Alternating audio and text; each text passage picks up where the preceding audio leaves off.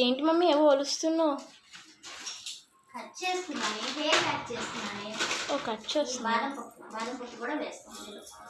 Hair pack అనేది మన దగ్గర హెయిర్ ఆయిల్ తీసుకున్న వాళ్ళందరూ అడిగారు, అందుకని స్టార్ మనది హెయిర్ ఆయిల్ సక్సెస్ అయింది, సున్నిపిండి సక్సెస్ అయింది, అలాగే హెయిర్ ప్యాక్ కూడా సక్సెస్ అవుతుంది.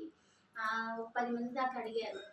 మన దగ్గర హెయిర్ ఆయిల్ తీసుకుంటారు కదా వాళ్ళు, మన ఫోన్ చేసి ఒక ఆవిడ అడిగింది అనమాట, హెయిర్ ప్యాక్ కూడా చేయొచ్చు కదండి అని. షాంపూ చేయమన్నారు. షాంపూ అంటే కొంచెం టైం పడుతుంది, హెయిర్ ప్యాక్ అంటే కొంచెం చేసేవచ్చు.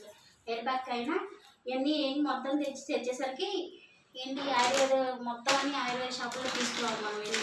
దాంట్లో ఏం వేస్తే బాగుంటుంది, ఏం వేయకపోతే బాగుంటుంది అన్నీ చూసుకోవాలి. గోరింటాకు కానీ అట్లాంటివి కూడా ఏం వేయకూడదు దీంట్లో.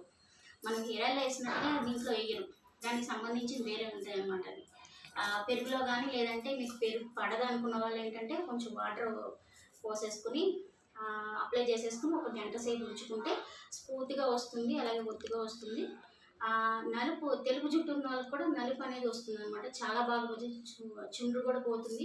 చిన్న వాళ్ళ దగ్గర నుంచి పెద్దవాళ్ళ వరకు ఎవరికైనా పనిచేస్తుంది అనమాట. ఇంత నెంబర్ 1 క్వాలిటీ అనమాట. మా ఇంట్లో ఏంటి